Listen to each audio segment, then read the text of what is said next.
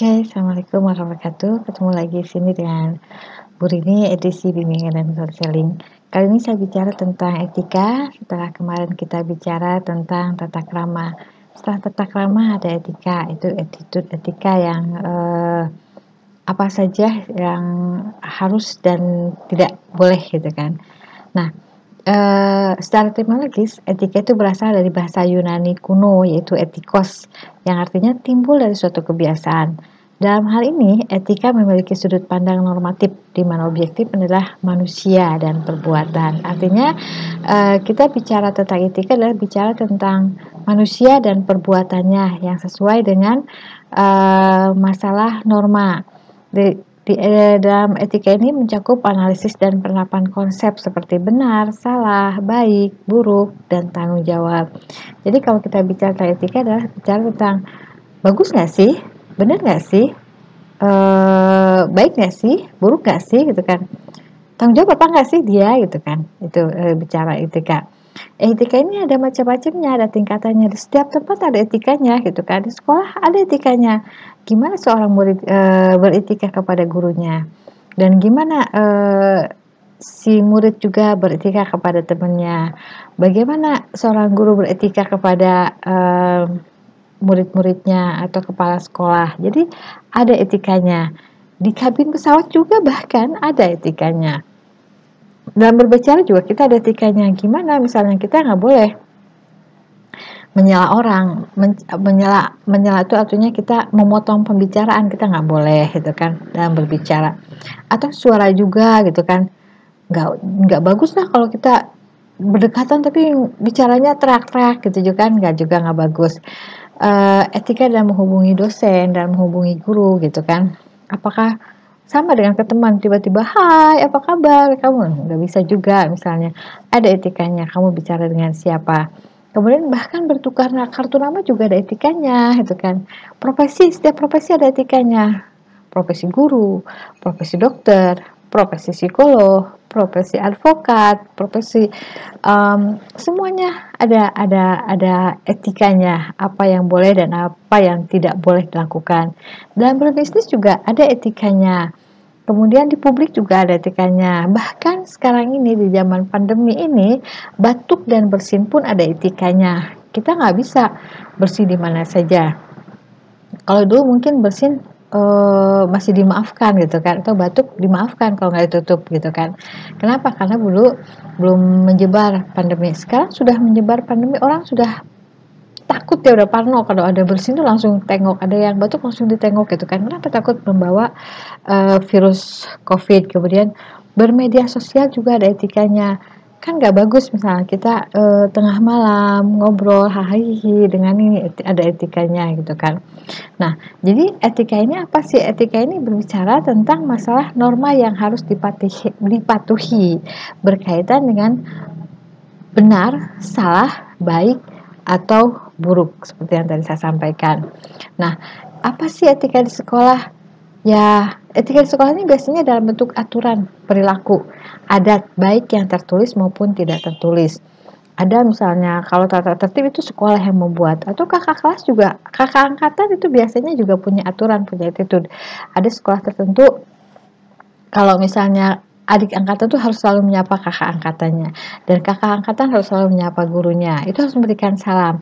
Ada kewajiban seperti itu, tapi tidak semua sekolah seperti itu. Ada juga yang ya biasa saja ketemu sama guru, ketemu sama murid, tidak ada apa-apa.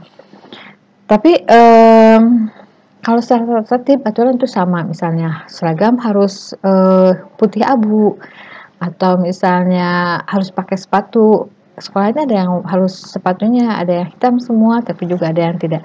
Itu tergantung kepada sekolahnya. Bicara tentang benar dan salah.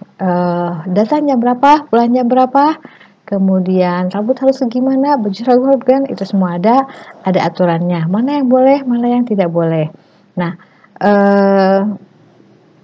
biasakan mengucapkan kata-kata terima kasih, maaf, silahkan gitu kan dalam beretika.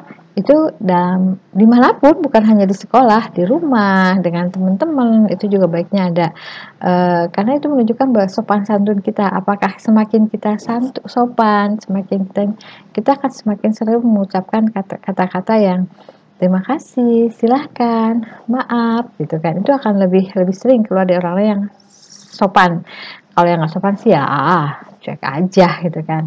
Nah, bagaimana kita bersikap dalam kelas, kita juga ada etikanya di kelas itu kan, nggak boleh secara umum sekolah-sekolah makan di dalam kelas, tapi ada sekolah yang nggak apa-apa makan di kelas atau minum di kelas gitu kan.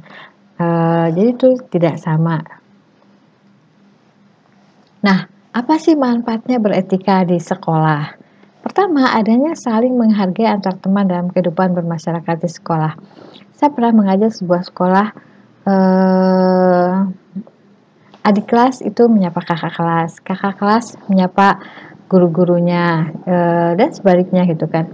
Kita bahagia, kita senang, jadi mulut kita selalu senyum gitu. Kenapa? Karena kita kalau kita berjalan di sekolah ketemu siapapun itu harus saling senyum dan saling sapa gitu kan. Jadi full senyum kita dan full sapa. Kelihatannya capek, pegal, tapi secara psikis sebenarnya itu bagus karena kepada kejiwaan kita menjadi selalu tersenyum, jadi bahagia. Jadi nggak cemberut. Nggak cemberut.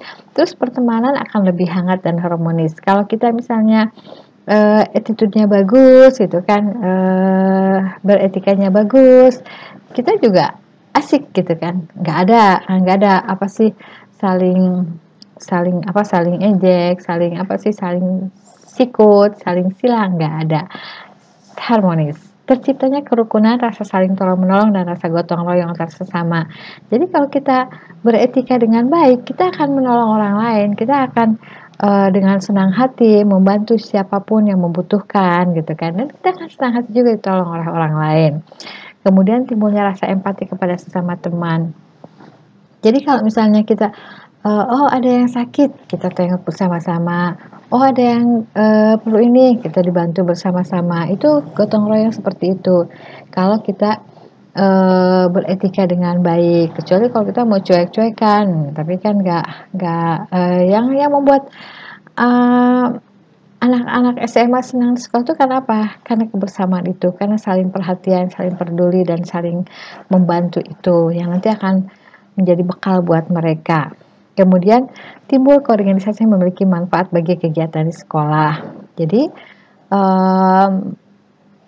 ada organisasi juga gitu kan, karena sudah harmonis, tidak ada masalah, yuk kita bikin ini, yuk kita bikin itu, sehingga terbentuklah organisasi yang baik, yang bagus, terhindar dari berbagai konflik.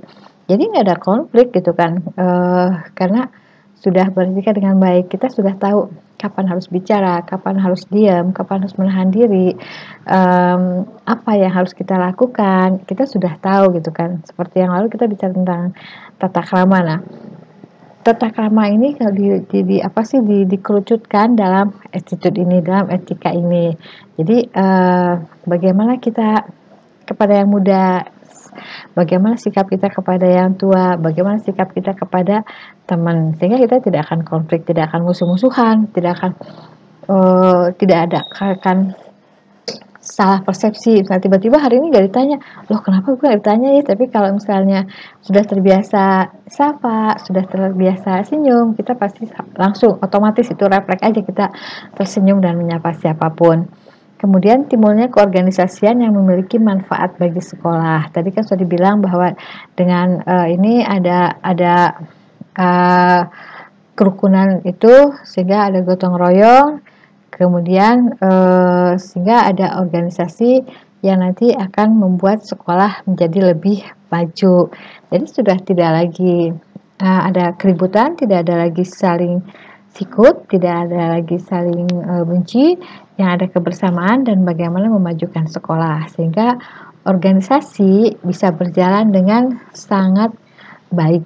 Organisasi juga akan saling mendukung. Kenapa? Karena sudah saling mendukung, sudah saling berempati, sudah saling menolong, sudah tidak ada konflik. Jadi ya organisasi juga akan memberikan manfaatnya kepada sekolah itu kan. ada organisasi itu ikut lomba dan menang, itu menambah harum nama sekolah. Itu lewat organisasi yang baik.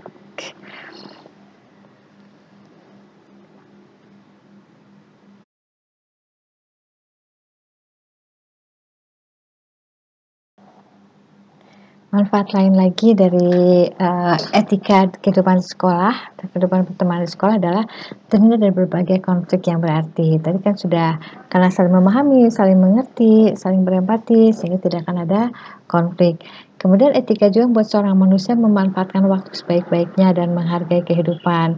Jadi karena kita tahu menempatkan diri, jadi kita bisa ya nggak inilah ya sekarang waktunya sekolah, sekolah, waktunya pulang, pulang, waktunya berorganisasi, berorganisasi, waktunya istirahat ya main, waktunya makan ya makan. Jadi semuanya efektif gitu kan. Etika juga memberikan self control bagi manusia agar dapat menyadari apa yang sedang ia lakukan dan tahu apa yang seharusnya dilakukan. Jadi dia juga tahu gitu kan. Oh, aturannya sudah jelas kan ya gitu kan. Oh sekarang waktunya ulangan, ulangan, ulangan gitu. Oh sekarang kita yuk main, main, main, main gitu kan. Karena sudah ada jadwal-jadwalnya. Nah etika mengajarkan agar manusia dapat mawas diri. Artinya manusia memperhitungkan apa yang akan dilakukannya dan bagaimana dengan orang lain terhadap perilakunya. Jadi sudah ada kontrol, sudah tahu gitu kan. Jadi sebenarnya kan orang yang percaya diri, orang yang memiliki tata krama yang baik, kemudian beretika yang baik, tentu dia akan menjadi orang yang apa? Menyenangkan, orang yang tahu kelebihan kekurangannya, tahu menempatkan diri, tahulah, tahu kapan kapan harus di mana, harus bagaimana, dia sudah punya jadwal dengan sebaik-baiknya. Beda dengan orang yang tidak memiliki etika, dia suka-suka aja gitu kan. Harusnya belajar dia malah tidur. Harusnya ulangan dia nggak belajar. Harusnya mengerjakan tugas, tugasnya dia tidak kerjakan. Itu orang yang suka-suka, dia nggak tahu mana yang baik, mana yang buruk. Dia tidak punya etika yang bagus gitu kan dalam bersikap di sekolah. Sekolah sekarang harusnya mendengarkan guru menerangkan, dia malah asik main game misalnya. Itu juga sama termasuk orang yang tidak memiliki etika. Nah, contoh penekan etika dalam kehidupan bermasyarakat tadi di sekolah ya, gitu kan. Setelah di sekolah kita juga punya masyarakat di sekitar lain di luar sekolah, misalnya di lingkungan rumah ataupun di organisasi di luar sekolah misalnya. Nah, bagaimana kita harus bersikap gitu kan? Katanya coba membiasakan mengucapkan salam jika bertemu muka dengan orang lain. Di sekolah juga seperti itu, di luar juga sama. Misal ketika keluar rumah kita ketemu dengan orang, assalamualaikum gitu kan. Atau ya senyum lah paling tidak. Atau punten atau ya apalah ada sapa-sapa yang kalian tidak menunjukkan wajah datar. Flat. Sehingga orang lain jadi takut menyapa kalian. Atau kalian bisa juga melambaikan hai atau punten, ya seperti tadi bilang punten, tapi dengan senyum dan menganggukkan kepala. Jadi orang tahu kalian sebagai orang yang ramah. Dan kemudian di samping kita suka menyapa orang lain, biasakan bertutur kata dalam pergaulan sehari-hari menggunakan bahasa yang sopan, mudah dimengerti dan benar. Jadi ya kita kalau misalnya bicara cari kata-kata yang baik, bukan kata-kata kotor, kata-kata yang hanya akan menunjukkan seberapa sih kita gitu kan, derajat kita di hadapan orang lain gitu kan. Semakin baik orang berkata-kata, semakin santun kita berkata-kata, semakin orang akan menghargai kita. Tapi kalau kita kata-katanya kasar, kata-katanya nggak enak, orang juga mungkin nggak akan begitu menghargai kita. Nah, arahkan mata pada lawan bicara kita. Ketika kita bicara, kita lihatlah, kita arahkan wajah kita, jangan dia bicara kita ngadep HP. Jadi kan nggak asik ya bicara sama orang yang dia sendiri, kita merasa oh ini orang perhatian kita apa enggak sih gitu kan. Jadi kalau bicara simpan HP-nya atau simpan apapun yang sedang kalian pegang dan perhatikan orang yang sedang bicara dengan kalian, tidak memotong pembicaraan kecuali bila terpaksa misalnya, tapi tidak menyela ya, hanya memotong saja. Namun harus diawali dengan permintaan punten ya tuh, jangan berbicara dengan seseorang sambil mengerjakan pekerjaan lain. Jadi jangan misalnya ketika kita misalnya orang ajak bicara, kita lagi nyuci motor, kita asik aja nyuci motor, dia bicara sendiri ya juga. Jadi kalau misal bisa ya pas dia bicara kita berhenti dulu, tengok dia, lihat, dan kita komunikasi dulu dengan dia. Kemudian apabila dalam pertemuan menghindari bicara secara berbisik-bisik. Jangan berbisik-bisik di hadapan orang banyak. Kan nggak asik gitu kan. Pasti orang nggak asik. Atau kita tertawa ngakak-ngakak sementara sebelah sana ada orang lain juga. Mungkin orang lain akan tersinggung. Jangan berbisik-bisik, jangan sindir-sindirin, atau kata-kata yang membuat orang lain bisa salah sangka juga nggak boleh gitu kan. Menghindari pembicaraan atau topik yang belum jelas kebenarannya, itu juga jangan rumpi-rumpi gitu kan. Dalam bertetangga mengusahakan menjalin dan menjaga hubungan baik gitu kan. Dalam bertetangga juga kita ya cobalah berhubungan baik, memberikan pertolongan dan perhatian kepada tetangga yang terkena musibah dalam batas tertentu ya gitu kan, nggak usah berlebihan. Dia sakit kita tengok gitu kan, kalau perlu bantuan misalnya, nggak usah kita ayo saya bawa ke rumah sakit tiba-tiba gitu kan. Dia sendiri sebenarnya belum punya uang, tiba-tiba kita angkut dia ke rumah sakit gitu, nanti kan repot semuanya. Jadi ya paling kita tengok, kita tanyakan sakit apa. Kalau misalnya oh ya saya dapat, mau nggak saya antar, boleh seperti itu gitu kan, dalam batas-batas tertentu yang wajar. Menetapkan pola hidup peduli terhadap lingkungan, misalnya bersihkan halaman, selokan, dan sampah. Jika ingin menyelenggarakan acara, sebaiknya tetangga diberitahu agar tidak merasa terganggu. Ini di dalam bermasyarakat. Jadi jangan sampai kita menyelenggarakan kegiatan, kita happy-happy, senang-senang, sementara tetangga kita terganggu sama suara kegiatan kita yang berisik. Kemudian membiasakan berempati terhadap orang lain terkena musibah dan menjenguk kita sakit, mengunjungi rumahnya dan memberikan semangat serta mendoakannya. Contoh lain dari penerapan etika adalah tidak meludah di depan orang lain, menggunakan pakaian yang pantas sesuai keadaan, mendengarkan orang yang sedang menerangkan pelajaran atau siapapun yang sedang bicara, tidak berkata kasar terutama kepada orang yang lebih tua, tidak suka mencaci maki orang lain. Jadi simple sih sebenarnya gitu kan, ya proporsional aja gitu kan. Bajunya ya baju, kalau misalnya kita sedang mau ke pengajian ya baju pengajian, jangan ke pengajian kita bajunya pesta gitu kan. Pas kita ke pesta kita bajunya sederhana banget. Nggak juga ya, kita lihat-lihat situasi. Kalau memang misalnya harus dandannya rada-rada wah, ya nggak apa-apa, sekali-kali kita ke kondangan dandan wah. Tapi kalau ke pengajian atau misalnya kalian masih sekolah, ke sekolah, nggak perlu lah kalian pakai make up tebal-tebal gitu kan. Nah, jadi, sebenarnya menjadi orang yang menyenangkan itu tidak susah, asal kita mengikuti hal yang standar saja. Misalnya kita seperti tadi ya, tidak menyela orang. Kemudian ya kalau berbicara nih, terutama anak sekarang gitu kan, karena pegang gadget terus-terusan, pegang gadget. Padahal ada orang yang ngajak kita bicara. Bahkan ketika guru menerangkan pun, biasanya anak sekarang sibuk dengan gadgetnya.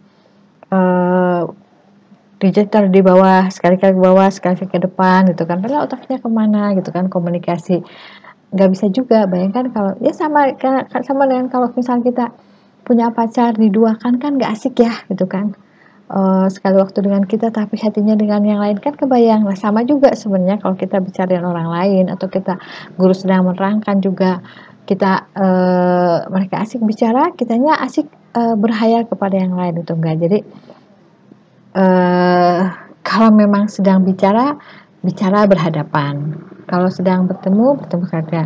Kemudian kan juga jangan jangan cuek kepada lingkungan. Kalau misalnya halaman kita jalan itu kotor, ya mungkin kita harus bersihkan. Atau kalau misalnya ada yang sakit, ada waktu kita tengok. Kalau misalnya ada yang kesusahan, kita tahu, kita bantu kesusahannya gitu kan. Ada orang yang bersedih, ya kita hibur gitu kan. Tapi kalau kita mau hajat juga, ya kita harus lihat-lihat situasi. Jangan sementara tetangga kita sakit, kita pesta-pestakan, gak lucu juga. Jadi empati. Pertama sekali dalam hidup itu adalah empati. Menempatkan perasaan kita kepada tempat orang lain. Apa jadinya kalau itu terjadi pada kita? Bahagiakah, senangkah, sedihkah, gembirakkah? kalau kita ingin dibahagiakan oleh orang lain, kita pun harus membahagiakan orang lain. Kalau kita ingin membuat orang lain senang, apa sih? Kalau kita ingin orang lain itu memberikan kebahagiaan kepada kita, berikanlah kita kebahagiaan kepada orang lain. Jadi pada prinsipnya tetaplah berbuat baik. Oke, sampai di sini saja.